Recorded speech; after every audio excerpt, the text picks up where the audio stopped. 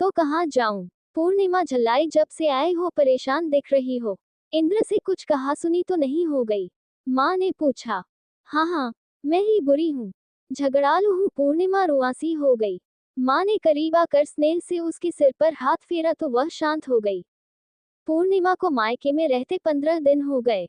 इस बीच एक दो बार इंद्र का फोन आया, लेकिन मात्र औपचारिकता के लिए। एक दिन पूर्णिमा की सास का फोन आया। पूर्णिमा, कब आ रही हो? मम्मी जी, मैं जानती हूँ आपको मेरी फिक्र है, लेकिन इंद्र ने एक बार भी नहीं कहा कि आ जाओ। जब उसे मेरी जरूरत ही नहीं है तो मैं आकर क्या करूंगी? पूर्णिमा ने कहा। ऐसे कैसे हो सकता है, उसने तो तुम्हें कई बार फोन किए। सास बोली। वह तो कह रहा था कि तुम आने के लिए तैयार नहीं हो। सास की बात सुनकर पूर्णिमा तिलमिला गई। अब इंद्र झूठ भी बोलने लगा था। काफी सोच विचार कर पूर्णिमा ने वापस ससुराल जाने का मन बनाया। इंद्र के मन में क्या चल रहा है, ये जानना उसके लिए बेहद जरूरी था। वह अपनी ससुराल चली गई। इंद्र ने अचानक आए पूर्णिमा को देखा तो अचकचा गया। बोला, बताया होता तो मैं लेने आ जाता। तुम्हें फुर्सत हो तब न। पूर्णिमा के चेहरे पर व्यंग्य की रेखाएं खींच गईं। इंद्र ने पूर्णिमा को मनाने की कोशिश की। आज शाम को पिक्चर चलते हैं। नहीं जाना मुझे पिक्चर, वह बोली। जैसी तुम्हारी मर्जी, कहकर इंद्र अपने दूसरे कामों में लग गया। एक रात इंद्र गंभीर था। पूर्णिमा को एहसास हो गया था कि उसके मस्तिष्क में कुछ चल रहा है। उस वक्त पूर्णिमा कोई किताब पढ़ रही थी, लेकिन बीच बीच में इंद्र के चेहरे पर आते जाते भावों को चोर नजरों से देख लेती थी। पूर्णिमा, मैं अंजलि से शादी करना चाहता हूँ। इंद्र का इतना कहना भर था कि पूर्णिमा की जिंदगी में भूचाल सा आ गया। उसने किताब एक तरफ रखी। मेरा शक ठीक निकला। अंजलि नाम है न उसका? बहुत खूब। पूर्णिमा हंसी। इस हंसी में रोष भी था तो बेवफाई की एक गहरी पीड़ा भी, जिसका एहसास सिर्फ उस स्त्री को ही हो सकता है, जिसने पति को देवता मानकर अपना सब कुछ न्यौछावर कर दिया हो।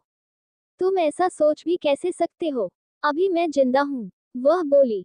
काफी सोच विचार कर मैंने यह फैसला लिया है, इंद्र ने कहा। डॉक्टर ने साफ कह दिया है कि तुम्हारे मां बनने की संभावना क्षीण है। नहीं बनूंगी, मगर इस घर में सौतन कभी नहीं आएगी। कैसी बेगैरत लड़की है, एक शादीशुदा मर्द को फंसाया, और तुम कैसे पुरुष हो जिसने लाज, शर्म, सबको ताक पर रखकर एक लड़की को जाल में फांस लिया। वह स्वयं तैयार है। मैं तुमसे बहस नहीं करना चाहता, बात काफी बढ़ चुकी है। वह पेट से है, बगैर शादी के। वह चौंकी। उसकी इजाजत तुमसे चाहता हूँ। न दूं तो तुम्हारी मर्जी। अगर तुम माँ बन सकती तो यह नौबत ही नहीं आती। सोचो, अगर तुम बाप नहीं बन पाते और मैं यही रास्ता अपनाती, तब क्या तुम मुझे ऐसी ही इजाजत देते? इंद्र के पास इसका कोई जवाब नहीं था। पूर्णिमा की मनोदशा अब एक परकटे परिंदे की तरह हो गई। जब कुछ नहीं सूझा तो वह गुस्से में बोली, बताओ, तुमने मेरे साथ इतना बड़ा धोखा क्यों किया? क्यों मेरे अस्तित्व को गाली दी? क्या सोचा था कि मेरी नाक के नीचे व्यभिचार करोगे और मैं चुप बैठी रहूंगी? तो जाओ चिल्लाओ, कुछ मिलने वाला नहीं है। इंद्र भी ढिठाई पर उतर आया। अगर न चिल्लाऊं तो बड़ी माँ का दर्जा मिलेगा, इंद्र ने कहा। तुम्हारी उस रखेल के बच्चे की बड़ी माँ का दर्जा घिन आती है मुझे उसके नाम से। इंद्र ने गुस्से में पूर्णिमा को मारने के लिए हाथ उठाया। खबरदार, जो मुझे हाथ भी लगाया। पूर्णिमा के तेवर देखकर इंद्र ने हाथ पीछे खींच लिया। उस रात जो कुछ हुआ, उससे पूर्णिमा का मन व्यथित था। सुबह उसका किसी काम में मन नहीं लगा। वह बीमारी का बहाना बनाकर लेटी रही। इंद्र ऑफिस चला गया तब उठी। सास ने पूर्णिमा का हाल पूछा।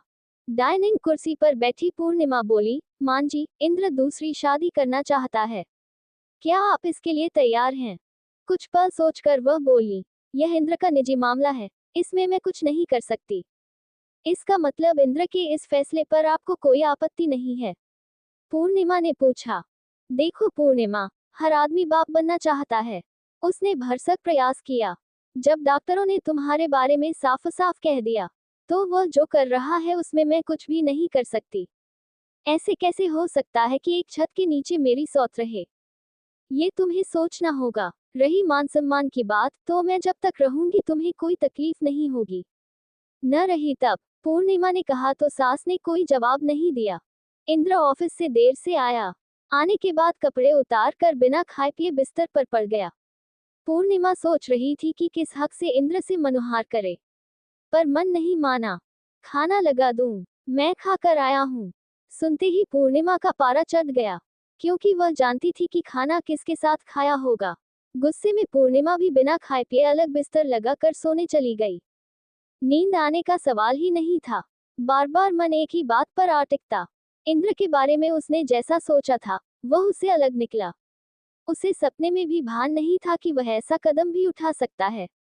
क्या सोचा है तुमने? इंद्र का स्वर अपेक्षाकृत धीमा था। जब तुमने फैसला ले ही लिया है तो मैं कुछ नहीं कर सकती।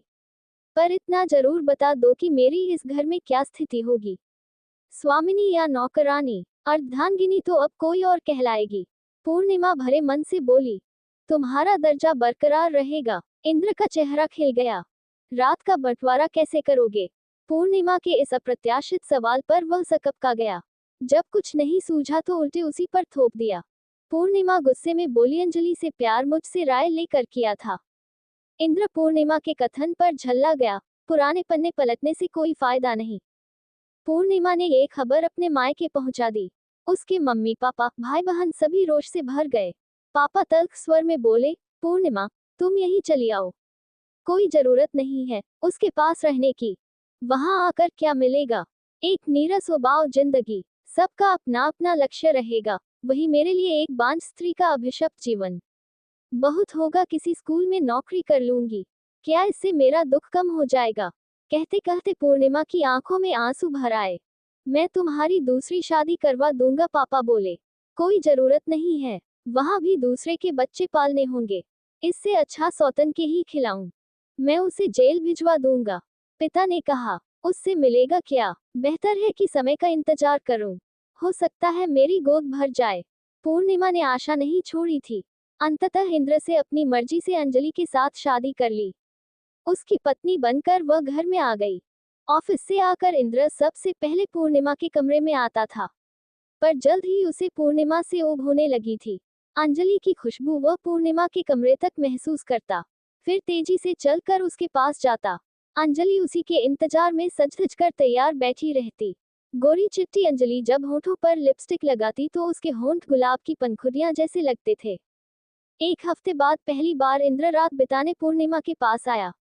पूर्णिमा को कहीं न कहीं विश्वास था कि वह मां अवश्य बनेगी। बेमन से उसके पास 2 घंटे बिताकर वह अंजलि के पास चला गया। पूर्णिमा अपने अरमानों का कत्ल होते देखती रही। इंद्र उसकी भावनाओं को रौंद रहा था। सोचते सोचते उसकी आंखें भीग गईं। एक दिन वह भी आया, जब अंजलि मां बनने वाली थी।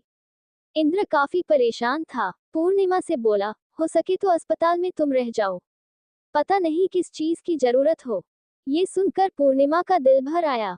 वह सोचने लगी कि आज इंद्र अंजलि के लिए कितना परेशान है। अगर वह सक्षम होती तो उसकी परेशानी पर उसका हक होता। पूर्णिमा की आंखों में आंसू छलक आए। इंद्र की नजर उस पर पड़ी। रोने धोने से क्या मिलने वाला है? खुशियां मनाओ कि इस घर में एक चिराग जलने वाला है, जिसकी रोशनी में हम सब नहाएंगे। सिर्फ तुम दोनों। वह बोली, वह तुम्हें बड़ी माँ कहेगा। इंद्र ने खुश होकर कहा, नहीं बनना है मुझे किसी की बड़ी माँ। पूर्णिमा गुस्से में बोली। इंद्र जाने लगा तो कुछ सोचकर पूर्णिमा ने कहा, किस नर्सिंग होम में जाना होगा? इंद्र ने नर्सिंग होम का नाम बता दिया तो वह वहां चली गई। अंजलि ने एक स्वस्थ बच्चे को जन्म दिया। सबके चेहरे खिल उठे। सास जल्द से जल्द नवजात शिशु को गोद में लेकर दादी बनने की हसरत पूरी करना चाहती थी। ऐसे ही वीडियो देखने के लिए हमारे चैनल को लाइक एंड सब्सक्राइब करें। Thanks for watching.